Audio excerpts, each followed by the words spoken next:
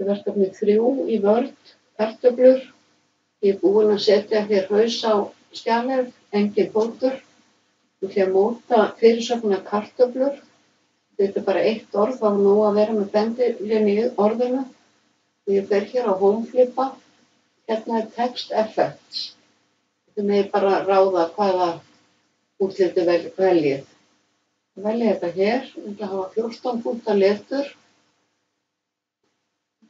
Og miðja, nú að smilla hér, og ég ætla að hafa bil á eftir 6 punkta. Ég geti valið hér í paragraf, sagt hérna 6 punktar á eftir. Ég geti líka farið í layout flipan hér og valið að beint hérna, skiptir engu máli. Síðan ætla ég að hafa bil á eftir millifyrirsögnunum í skjalinu. Smelli ég hér. Og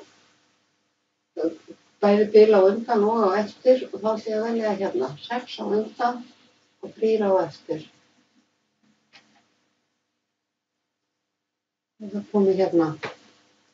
Og ég get nota sneiðpensilinn eins og ég sýndi ykkur í verkefni 2 eða ég geti smellt hér og ýtt á F4 á lyklaborðinu.